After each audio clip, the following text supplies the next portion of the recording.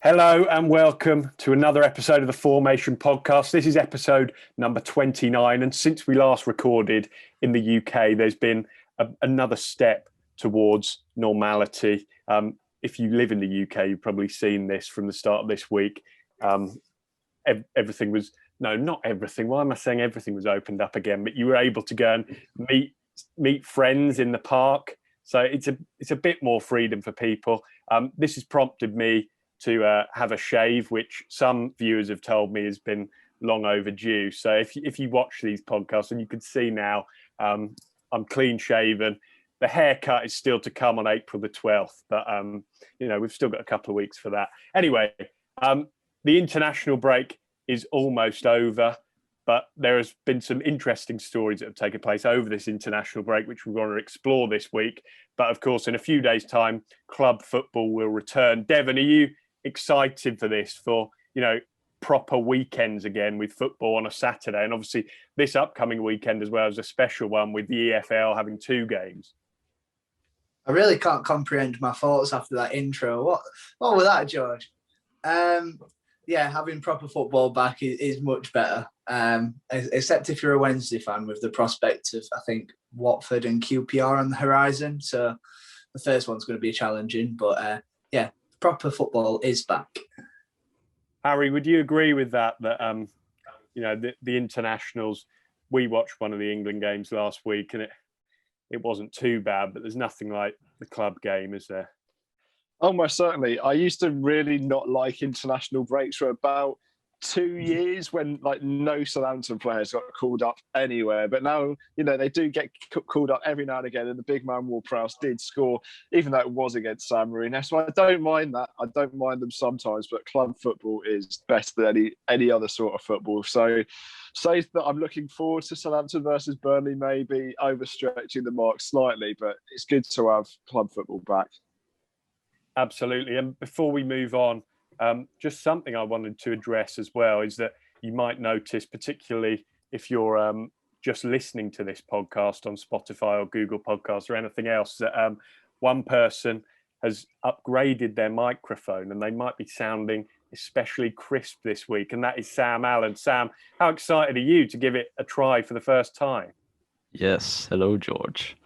Now, I thought I'd make a small investment for the podcast to try and get my audio levels a bit better. They're obviously not great when you're using the built-in laptop microphone, so hopefully it sounds a bit better for you guys. But I'm still using a pretty bad webcam off my laptop, but small little change. Yeah, and I think we should encourage any listeners as well who are listening to the whole episode. Maybe if you notice a significant improvement in Sam's audio, then do let us know, because that could be something which we could all look at, and overall that could then improve the whole quality of it. So that is something which we would be interested to know. So don't hesitate to let us know in the comments if that is something that you notice. Anyway, I've rambled on about rubbish, about me getting rid of a load of bum fluff and everything else, but on with the episode. Devon's cringing at everything I'm saying, but I'm quite enjoying it, to be honest. The first thing we want to discuss is something which was announced earlier this week by Manchester City, and it was fairly substantial news too. They have confirmed that Sergio Aguero, who's been at the club for 10 years, will leave the club at the end of this season when his contract comes to an end. They're not going to renew it.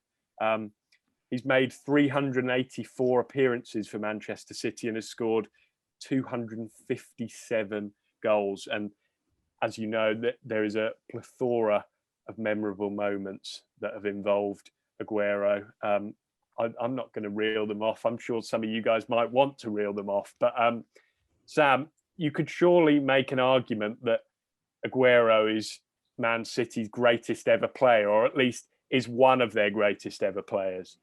Oh yeah, for definite. I mean, he's the highest ever goal scorer now, and he's been a huge part of this era for Manchester City, where they've become one of the top teams in England, one of the top teams in Europe. He's been one of the players leading that, alongside the likes of David Silva and Vincent Kompany, obviously, who he's going to be honoured with a statue with. So yeah, he's been a been a huge part of the Premier League. This sort of modern era of the Premier League. One of the best strikers we've ever seen, producing some of the greatest moments. Obviously, that last minute goal against QPR, we'll never see anything like that ever again. As Martin Tyler said, I didn't mean to do that. That just happened. Yeah, so he's one of the greatest players I've ever seen for sure.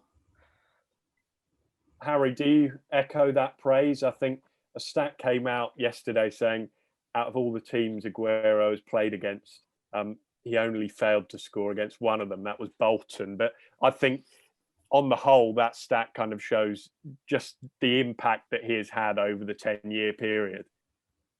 Oh, he's been a prolific striker for them, and he's really set the benchmark for whoever's going to come in. Like you said, multiple Premier League titles, that iconic moment that will go down in Premier. It'll be remembered in 100 years' time because, like Sam says, nothing will ever eclipse that last-minute moment of winning the Premier League after being 2-1 down with 5 minutes to go. So it's that's the main thing, and I think it's going to be really, really difficult to get another player of that level, no matter who's out there, and try to achieve the same things that he's done.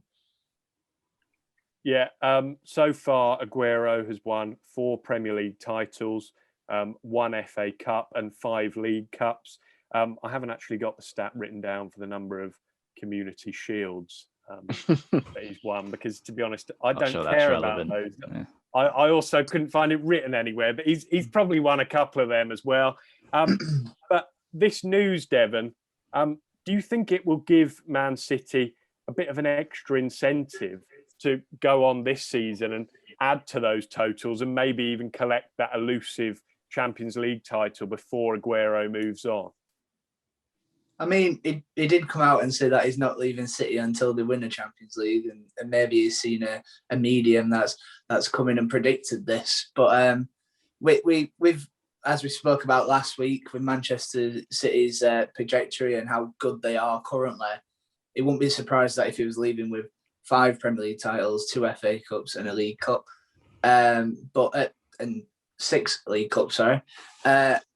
Overall, it would be nice. It'd be a fitting end, especially because I feel like if you think he was the guy that made the era of City dominance after that first Premier League title, that moment against QPR, as we've mentioned, then they went on to be like a dynasty in the next 10 years of his presence. And obviously, if they get the Champions League this year, that'll create a new era for somebody to come in. And I don't know if we were going to talk about replacements potentially, but that next person to take the mantle's got to have to step up to a big mark to replace him. I think we certainly should talk about who could come in to replace him. I think the obvious name is a man who we mentioned a couple of weeks back, Erling Haaland. Do you think this departure maybe opens the door for him, Sam? I've seen some suggestions that if City are letting Aguero go, then surely there's a replacement lined up. Could he be that man? I mean, those are some very big shoes to fill. Obviously, he's got the best minutes per goal ratio in Premier League history by some distance as well. I believe it's 183 minutes per goal. And the next best is Thierry Henry with 121 or something like that. So that is going to be a big position to fill for Manchester City, especially that they've had occasions this season where they haven't even played a striker, and it has worked with like Sterling or Gundogan, something like that, as the false 9. They've obviously got Gabriel Jesus is trying to model his game around Aguero's, but whether he's going to be the one to take them forward, I'm not sure. And obviously, Erling Haaland is one of the most exciting young players in world football, as we've spoken about in previous episodes, and it is sort of written in the stars with the links that he has with the club, with his dad obviously playing with them, and it seems like the obvious next step for him, really. Devon, did you have something to add there? I would just say it's 108.3. There you go. I didn't know if he added the point or not. I was starting to second guess myself when I said that. But if you want me to add, I could, with City transforming into this centre forward kind of role and this false 9, is that maybe someone like Dybala could come in and play as that centre forward who's probably more accustomed to, and a fellow Argentine to take the mantle, obviously. But I think if you're Manchester City, you could go out there and get whoever you want. I think that's the beauty. If you look at the owners, if they want Haaland, they could get him. If they want Kane who wants that, they can get him. If they want to change it up or keep the same and go for Dybala, they can get him. Like, no one's off limits when you're Manchester City. And I think that's really exciting if you're a fan of them. And also, I think Harry Kane would go on, Devon.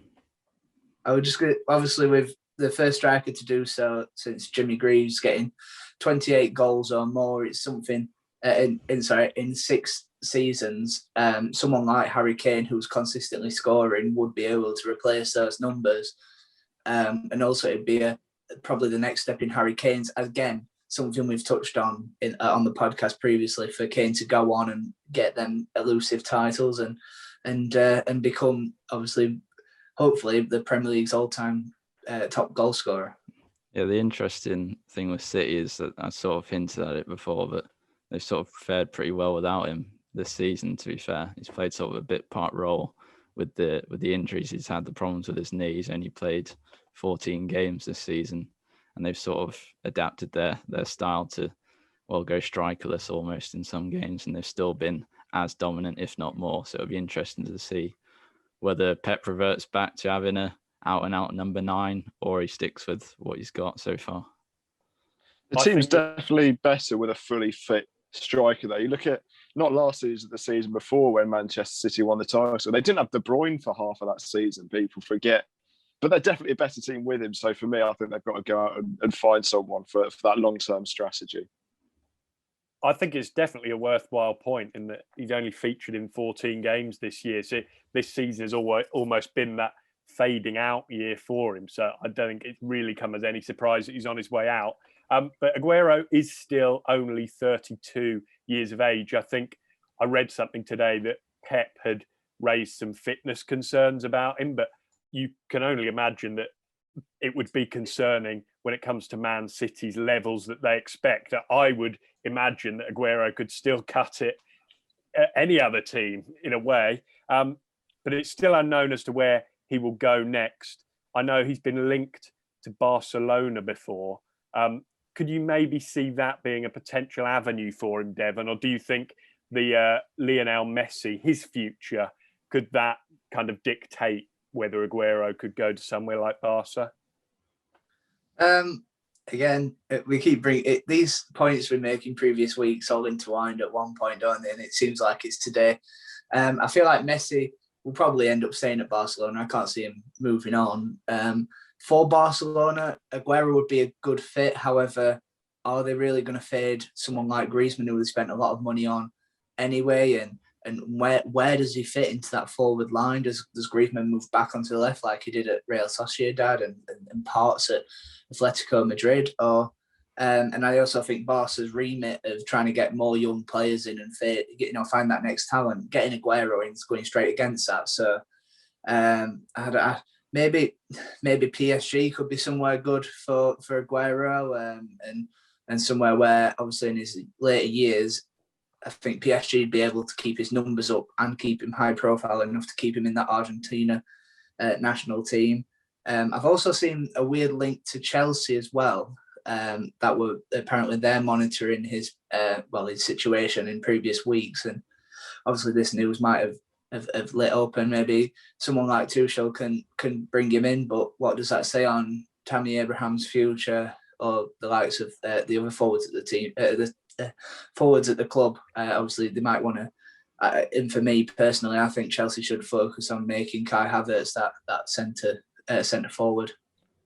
I don't see him staying in the Premier League, to be honest. I think he's built too much of a bond with Manchester City and the fans there that if he was to move to a club like Chelsea, I've even seen links to United. Some papers are saying they've inquired about him, but obviously I don't see that happening. I think a return to Atletico Madrid could be on the cards as well. I think they could do with someone like him. I don't think Diego Costa is going to be there for much longer. They've also got João Felix, who could learn a lot from a striker like Aguero. I think that would be a decent move for him as well.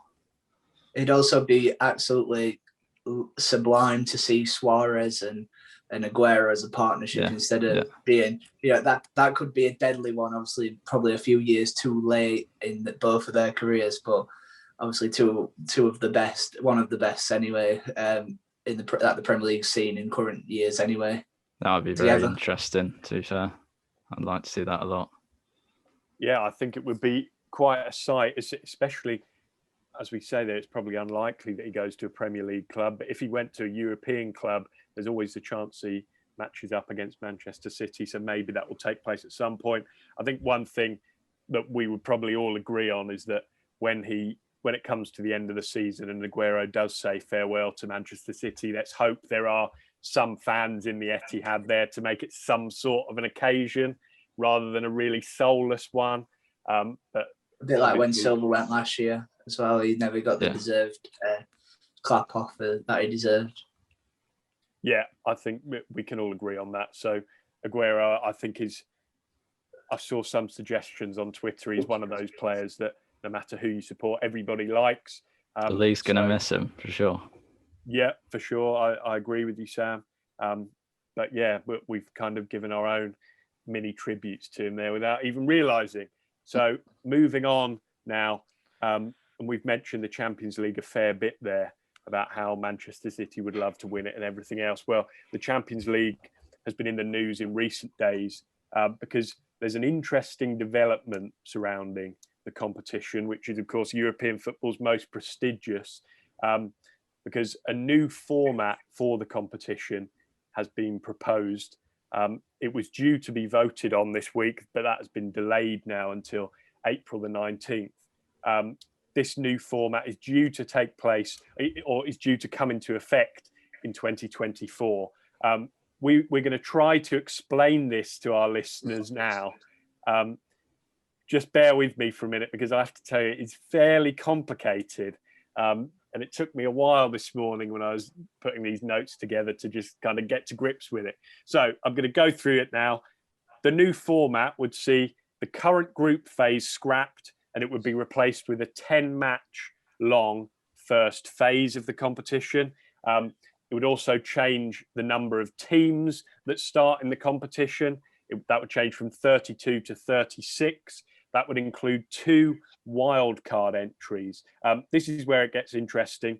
The 2 wildcards, at the moment, they're saying that they would be given to clubs with the highest UEFA coefficient, which essentially means clubs who had previously experienced European success.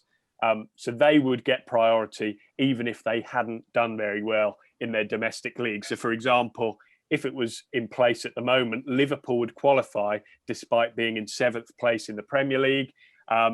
Then the results of the first phase would form an overall league table, and then it progresses from some point onwards. I've already spoken for too long. I'm already confused. So I apologise if I've lost you listening at home, wherever you're listening. But let's kind of share our thoughts on this proposal. Harry, I know it's kind of hard to summarise after hearing all of that info, but it sounds really confusing, doesn't it? I think it sounds confusing, and I think it's just another way that they'll make a nice amount of money, which is the way football's run. So I'm not going to complain that, that's how all of this is made on money. But there's so many problems. The coefficient side of it. If a team doesn't deserve to get in the Champions League, they shouldn't get in it. And people like Liverpool have had a horrendous season. I know they've had injuries, but go back 3 podcasts, and I imagine we've talked about Liverpool's injuries somewhere. But they shouldn't be getting in it because they've not deserved it. And then you look at the group stage, that's an extra 4 games on top. I mean, there's more fixtures to be played. That's basically worth another 2 knockout stages because, home and away legs. That's 2 extra sets of those, basically.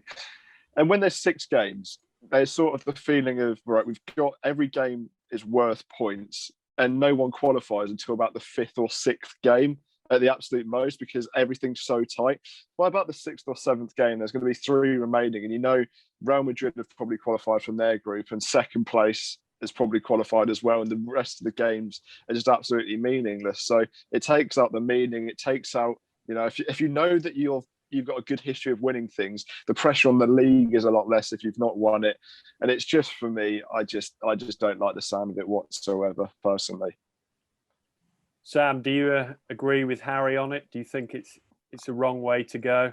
Yeah, it feels unnecessary, really. I mean, it's like if it's not broke, don't fix it. And I don't really have a problem with the current format. Obviously, it causes the biggest problems for the English clubs because we obviously have, compared to most of the other top leagues in Europe, we have an extra domestic cup competition in the League Cup. So that would be under threat probably because the Champions League would need those extra midweek slots, which are usually taken up by the League Cup. We obviously saw it with this season starting a bit later. Spurs, they had their Europa League qualifiers and also the League Cup games. So they were playing on Tuesday and then playing on Thursday away somewhere else. So it was a huge problem for them. Mourinho wasn't happy about it. So we could see something, if the League Cup was to remain and this format was to go through, we could see something similar to that. And that would obviously be a huge problem for the Premier League team. So it does feel a little bit unnecessary.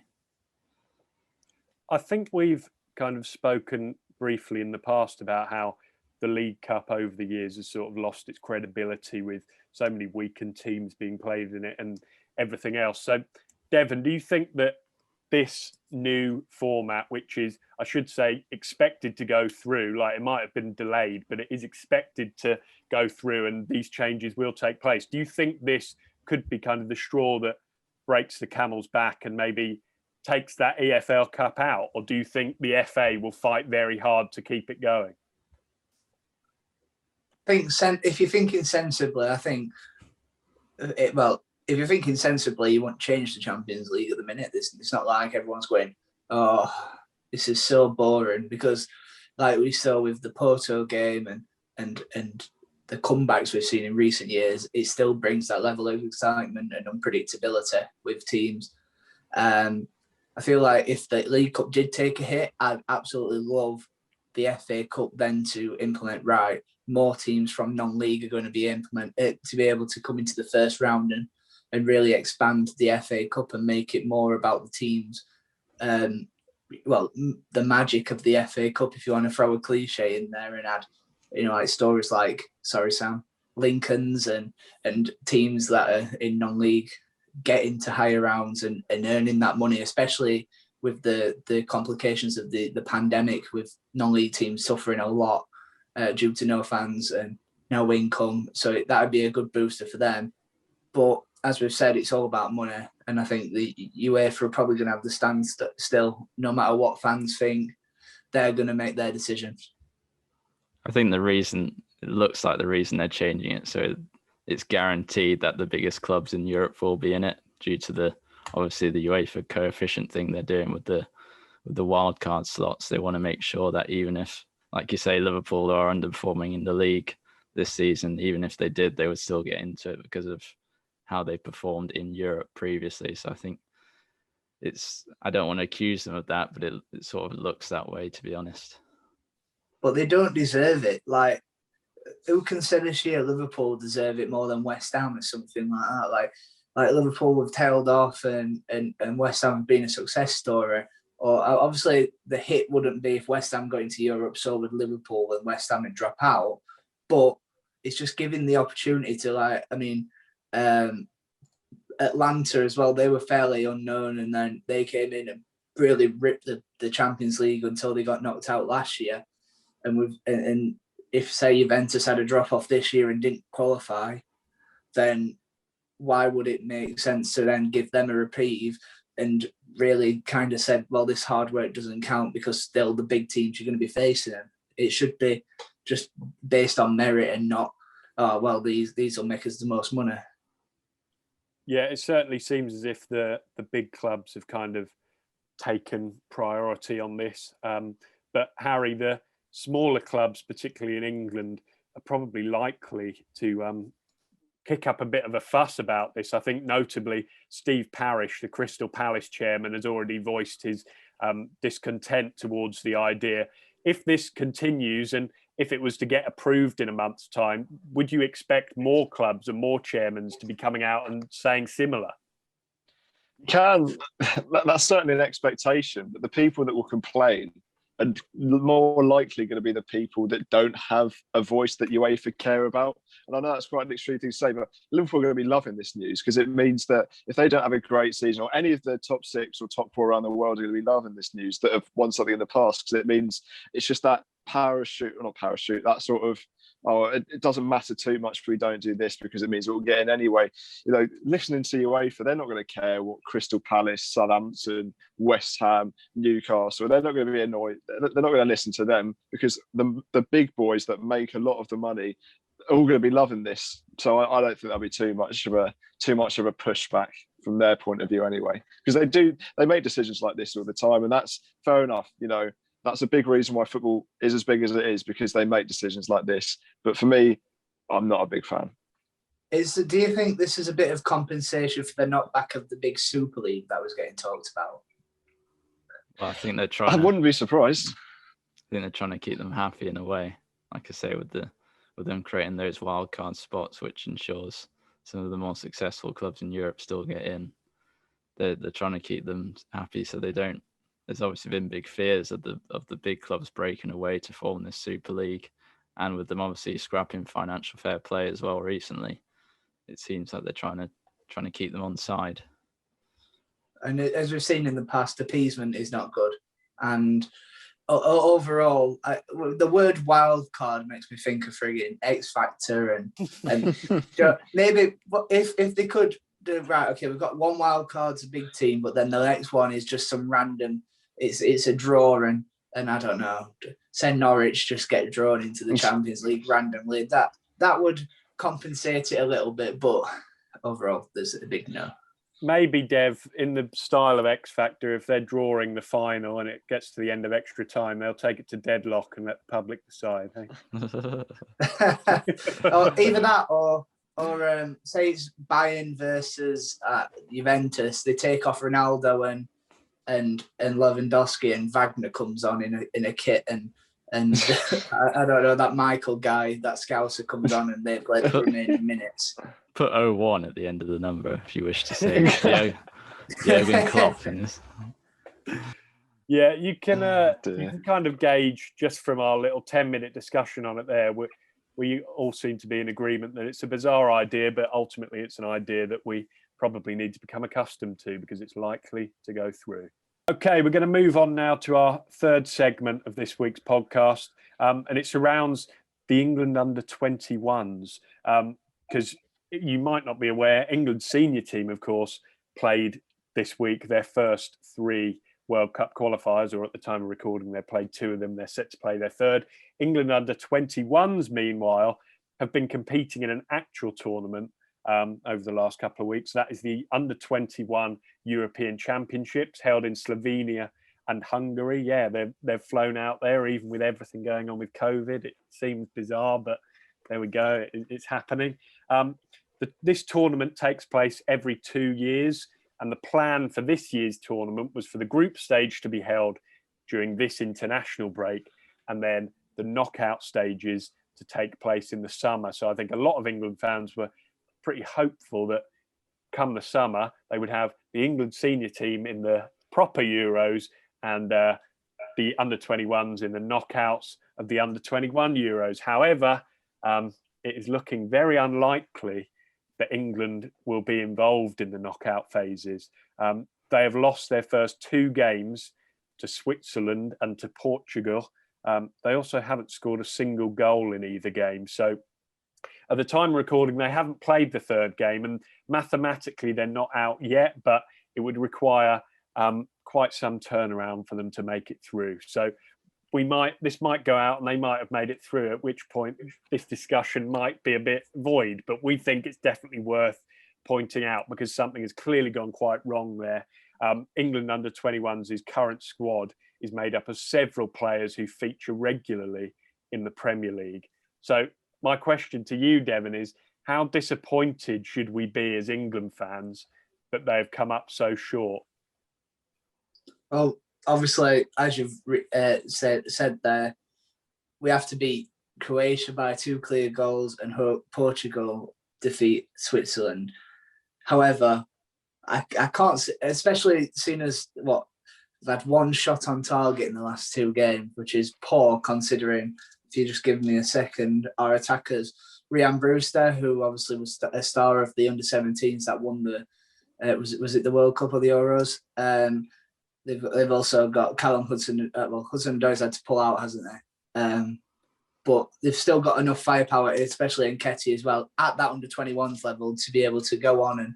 And as you said, there's several Premier League starters in there, which is the most frustrating about it. And it all comes down to maybe, well, we can't put all the onus on him, but the manager tends to take the flak, and that's Aidy Boothroyd, who seems completely inept after the last 2 tournaments have shown. And also his background doesn't show that he really warrants the job.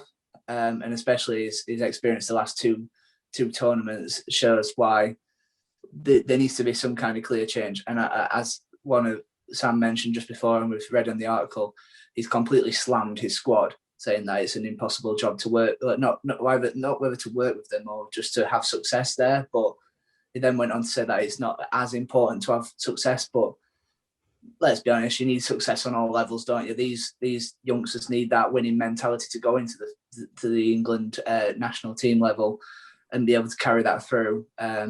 So obviously, you've heard my thoughts. I really don't like Aidy Boothroyd, and I think that he shouldn't be trusted with these players. But I'll let someone else talk now while I calm down a bit. Yeah, well, Boothroyd has been in charge of the under-21s for nearly 5 years, and if England go out like they are probably expected to now, if they go out, that will be the second successive tournament that they have failed to get out of the group stage. So, Harry, do you agree with Devon that Boothroyd's time is probably up and the FA should maybe get rid? Oh, 100%. You know, what Devon was saying about what Aidy Boothroyd said is, you know, success maybe not that important. And you take it one at a time, you go, success, right, okay, that might not be achieved. Performances, are the performances good? No, they're not. And that's the second, that's as long as one of the 2 things are good, you can sort of go, do you know what? Okay, well, if one doesn't work, at least we've got the other one. Success isn't there, the performances are poor, and the caliber of players that he's got in his squad, and he's not making the most out of them, combined with the fact that there doesn't seem to be a very, very obvious pathway through the under-21s, the national team. It's either you get picked for the national team, if you don't, you just get chucked into the under-23s if you don't get selected. And I think there needs to be a change-up. I think after the first tournament where it's very obvious that we weren't good enough there, I think you're allowed to take risks, and we didn't take a risk because we kept him on in charge. And if anything, you know, we might have been a lot better under someone new, but they kept it stale, like they sometimes did with the national team when they gave Roy Hodgson 2 tournaments. And look at what's happened. It's another wasted tournament, and the job should be up for grabs. Sam, what sort of impression do you think it gives off when Boothroyd, in the position that he's in, comes out and says that his job is, I think his words were, utterly impossible? Is that what England fans want to read? No, not really. And it's sort of hard to gauge what he means by that, because I'm not sure. And I'm not sure about all the intricacies of it, but I'm not sure how our setup is structured differently to other national teams. It seems like most national teams, if the player's playing well for their club, then they deserve to, well, playing well enough, then they deserve to be picked for the senior squad, no matter their age.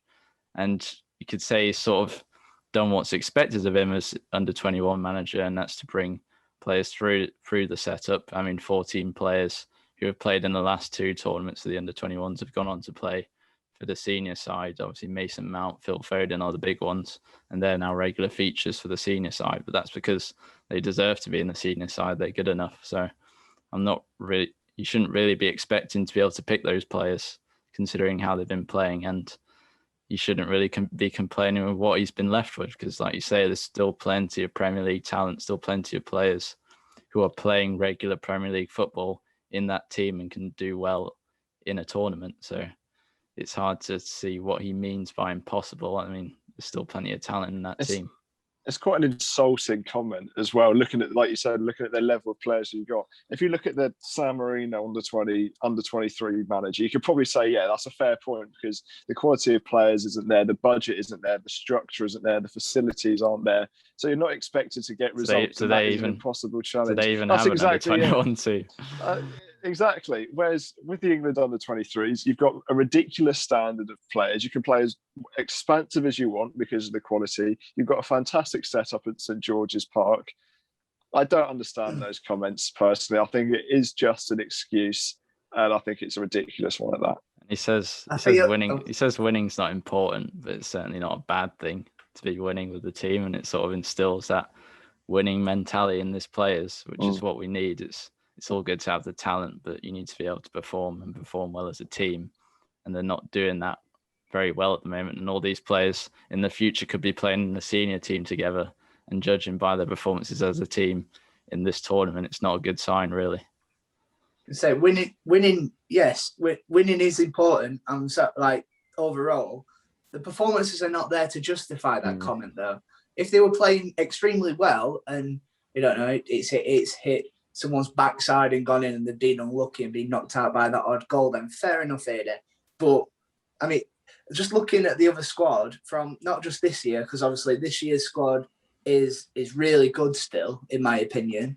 There's a lot of first teamers in there, but the squad from 2019, Henderson, Gunn, Woodman, three very capable goalkeepers, especially Henderson, who played first team football from Grimsby to Shrewsbury, and then 2 years at Sheffield United. We've got Wan-Bissaka, De Silva, Tamori was in there, Lloyd Kelly, Conser, Kieran Dowell, James Maddison, Phil Foden, Ryan Sessegnon, Chowdhury, Barnes, Mount, Gibbs-White. That's the full midfield. And then obviously they had Calvert-Lewin, and Solanke had been, I think he's got 9 goals in 17 games for that. And he couldn't get out of the group stage with them. I don't know if you could put Solanke in that bracket. No offence, Dominic. But he won He's good on the national stage. He's averaging a goal every other game. Dev, you won the two. That was unnecessary. I apologise. You won the Toulon tournament. What are you talking about? It's been a boring success. I'm just not Solanke's biggest fan. Devon, you mentioned earlier on how maybe there should have been questions raised when Boothroyd initially got this job because of his past. I think his last club job before joining the England setup was with Northampton Town, and he was sacked from there with the club sitting bottom of League Two, the EFL. But should we maybe be almost questioning how difficult it is to attract more high-profile managers for this England job? Because I know that a lot of them must enjoy the day-to-day coaching at a club, whereas with England under 21s, it's a different role, isn't it? You only get a small amount of time with the players at certain points. So, is it maybe a more difficult job than we realise to recruit better managers? That is a fair point. I'm not going to disagree with that at all. I think I also wanted to bring up a point that the comments of that it's utterly impossible is probably the reason why a lot of players nowadays prefer playing club football and the sort of value of playing for your country is being lost and diminished slightly. And I think England's recruitment in the past, obviously Capello from the national team and even Gareth Southgate now, don't get me wrong, the 2018 World Cup will always reside as one of the best currently anyway, just because of the memories. But Gareth Southgate, in my opinion, is just not good enough, not tactically good enough for us to really bring out the best in this team, especially when you're playing, Calvin Phillips and Declan Rice in the same team alongside each other, which I think is completely wrong. But in my opinion, surely there could be a case for bringing through, I'm sure several number twos, someone like Jody Morris, someone that's willing to really make a name for themselves as a permanent manager, could see this as a kind of stepping stone, or even somebody that could develop into Gareth's successor.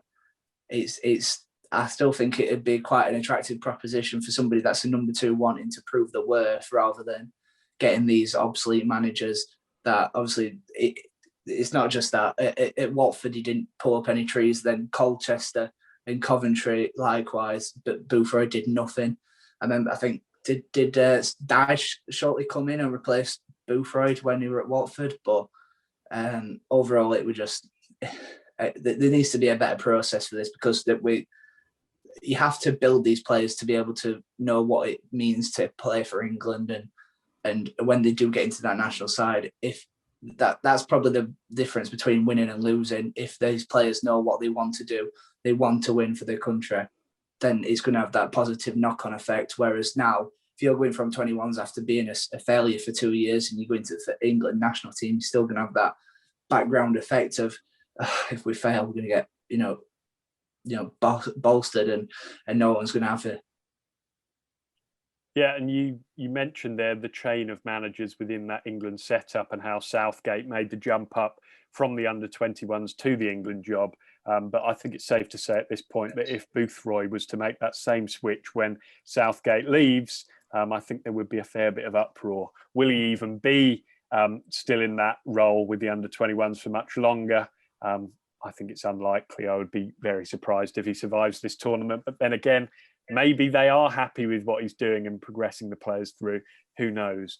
But it is disappointing for sure to see the lack of success at those tournaments that the under-21s are getting. Let's move on now to the quiz. Sam, I'll hand it over to you again. This is round 13, of course, of this second round. If you haven't watched before, then Sam was the winner of the first round. So hence why Sam is in charge of this one. But I'll hand it over to you, Sam. Aguero. It had to be this week.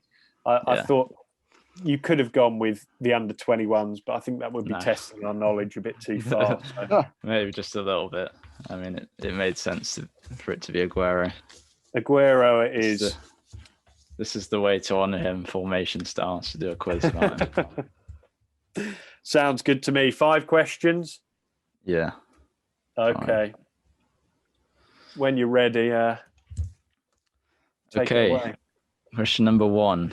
Before joining City, Aguero formed a formidable strike partnership at Atletico Madrid with which former Premier League forward? Okay. Before joining City. Next, it could be. It's definitely a 50-50, this one. But my years. Really? There's about 4 different options that have made that pathway. There's a few. True. You just got to think about the timelines. Yeah, the timelines is a difficult thing, actually. Because now I'm thinking, surely, no, it can't be him. Oh, no. I've made my choice. Go if you get, George. Go on, you can move on, Sam. Question number 2. Aguero made a lightning start to his City career, coming on as a sub and scoring 2 goals against which side in his first appearance? I knew the first appearance one was going to be a question. I don't know the answer to it. Can you repeat that again, please? Which side did he score 2 goals against in his first appearance? Came on as a sub. That was also Gary Neville's first appearance. Yeah, Monday Night Football, wasn't it? I remember they did a video during lockdown, analysing it, and that was cringe. You never thought you were going to be interviewed by me, did you? something like that. Oh yeah. I can't remember what it was. Oh dear. Go on, Sam. He's come on a long way, hasn't he? Yeah. Anyway, question number 3. Balotelli assisted Aguero for his iconic title-winning goal versus QPR. But who did the Italian receive the ball from? Oh, we've all seen this goal a million times. It's just whether you can. I can just think of Balotelli. Yeah. I can't think of. Yeah, I think I don't even think Tyler commented on the received pass, did he? No, that's what I think. He kind of just went, City really need to win it here. That's it, yeah. Oh, yeah, he only picked it up from Balotelli. You're right. That's why it's a good question, though. Right. Okay. We'll go on the law of averages with this one. Oh, that Atletico question is really. Yeah, that is a very good question. Oh, but it could have been. It could have been. Go on, Sam. But we'll have questions Dzeko. for it. Question number 4. Aguero is the highest non-English goal scorer in Premier League history, but where does he place overall in the scoring charts? All-time Premier League. Oh, no, wait, he's the highest ever, did you say? He's the highest non-English goal scorer. English, yeah. So it's not going to be. I put a wild number, but I think it's going to be a lot smaller than that, actually. I think it's there. No, is that too? No, we're going to stick with that. I'm ready for number 5 if everyone else is. Don't be. Right. Okay, number 5. Aguero is part of an exclusive club of players to score 5 goals in a single Premier League game. How many of the other 4 players to do so can you name? Okay. Score 5 goals in a Premier League game? Yes. Okay. In a single game. And there's 4 answers. 4 of us. Yeah. Oh my goodness. I think of the big scores. Scored 5. I'm not sure I'm going to be able to name 4 here, although I suppose it's worth. I think I've got 2. Oh dear. I'm going to also reiterate my spelling is terrible for a journalist or trainee. What's his name? What is his name, Sam? Tell me what his name is. I have no idea who you're talking about. So I think these names are going to be more obscure than we think. That's my concern here. Maybe not. Yeah, I don't think the person that I'm going to put down scored that many in the game, but I can't. As soon as we've had a bit of nostalgia in some of these answers, I've gone for one beautiful individual. I'll just put another name. It's not going to be there, but we'll just go with it. Okay. Shall we have our answers? Yeah. Number 1, before joining City, Aguero formed a formidable strike partnership at Atletico Madrid with which former Premier League forward? Harry. I went Diego Forlan. I was thinking Diego Torres, Forlan. but I went Forlan in the end. George. You see, I've got Torres, but I really don't think it's Torres because he went to Liverpool about 2007, and that just doesn't equate. But I feel like I can picture them in the same. I don't know. I just stuck with Torres. Devon. See, I had Falcao in my head. I had Costa in my head, and I had this man Diego Forlan as well because I feel like Forlan was a great shot. I feel like because they had a couple of years of just successive, absolutely banging strikers, didn't they? It's going to be Forlan. You're right, George. It was Forlan. Come on, let's go. I was really hoping Harry would forget and just put Costa. Torres was a bit before him, and Falcao was his replacement. So I was going to say, yeah, it was for me. It's and then Costa was Falcao's replacement. Yeah. It was never going to be Torres if Aguero's only 32 now. I should have thought more about that. Never mind. Go on, move on. 2, Aguero made a lightning start to his City career, coming on as a sub and scoring 2 goals against which side in his first appearance? George. I'm more confident on this one, much more. I think it's Swansea City. Swansea. Devon, what you got? I just went for, he scored one of his most iconic goals against him, so I've also gone QPR. I was tempted to put Southampton, but I think that was the first game before he joined. Harry. I went for a team that conceded a lot of goals. Newcastle. You pulled it back, George. It was Swansea. Yeah. I think, to be honest, I think that Gary Neville video gave me a helping hand there because if it hadn't been out over lockdown, I'm not sure. That's how I remembered it, yeah. Go on then. What's number 3? I'm happy to have levelled it. Number 3, Balotelli assisted Aguero for his iconic title-winning goal versus QPR. But who did the Italian receive the ball from, Devon? I'm going to go for the guy who got the equaliser. Edin Dzeko. Edin Dzeko. Harry. Who you got? It was between him and another man that does a lot of passes, David Silva. David Silva. But I'm scared it's Dzeko. I think it's a man who's going to be alongside Aguero on a statue, but I didn't go with Silva. I went with Vincent. I had company in my head. I'm sure someone won a flick on, and I'm really excited to know who this was, though. Gael Clichy. I've caught you all out. It was a 1-2. It was Aguero who passed it to Balotelli. He's done well. He's done very well. It was though. Now you've That's said a smart it. question. I can see him angling his run now around him. You have question. done us there.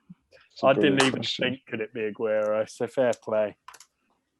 Go on, Sam. What's number 4? Aguero is the highest non-English goal scorer in Premier League history, but where does he place overall in the scoring charts, George? I think it's 4th. Don't be 4th. Devon. I also thought it was 4th, so I wrote down 6th. Right. Harry? It was between 3rd and 4th, and I always normally get the wrong 50-50, and I'm 3rd. Yeah, it was 4th. Yeah, great. Yes. I'm very confused by your logic there, Devon. Because whenever I think it is, it's always like +2 or -2. So I went for minus. Yeah. But you went minus. Can we not just edit that slightly and just get to point? I mean, George goes ahead. For the final question. Aguero is part of an exclusive club of players to score 5 goals in a single Premier League game. How many of the other 4 players can you name? Harry, you first. Defoe, Berbatov, Lampard, Suarez. Those are the 4. I think I've got 2. Defoe, but Berbatov, Lampard, Suarez. Defoe, Berbatov, Lampard, Suarez. Devon. I'm hoping that Aidy Boothroyd one because he's just popped in my head now. But I've got Jermaine Defoe, Dimitar Berbatov, Alan Shearer for his 5 against Wednesday, I think, and Didn't even more think about importantly, Yakubu. Yakubu. Let's throw that one into the ring. What an outlandish shout. Why did Shearer not? By that reaction, Sam, I know it's wrong already. My 4 are Defoe. I've got Defoe. Luis Suarez, although I don't think he did it against Norwich. He definitely had 4 against us. I don't think he had 5. Thierry Henry, and then Andy Cole as well. Andy Cole. So the answers were Dimitar Berbatov, Alan Shearer, Jermaine Defoe, and Andy Cole. Oh, yeah, I'm happy about the Cole one. I'll take 3. So Devon's got 3, George 2, Harry 2. I'm surprised Yakubu wasn't on there, obviously. No, you must have just written that one just to have a 4th one. Surely you didn't. I feel like Yakubu did score 4 in one game and they took him off. He won at last games of the season. Redknapp took him off, and didn't they have a bet or something? Or having to score 20 goals, he'd give him 10 grand. And he I heard that story as well. He got like 19 goals that year, and he subbed him off just before he scored. Well, I have to say, I didn't think Yakubu would get a mention on this week's podcast, but there we go. Or any podcast. Sam, I think that was, or any, that's what absolutely. Makes this podcast. It's these niche names. Sam, I think that was fairly tight in terms of scoring. You and Devon got 4, Harry got 3. Okay. I just keep falling. Last week, George started, we said, I'll tell us where you can find our links while Sam tallies up the scores. George did the links and then ended the podcast. So can we have a stand-in, please, Sam? Well, it's good. It's good reading. It's good reading for George. I mean, he's got 47. You've got 40, Devon, and Harry's got 36. So.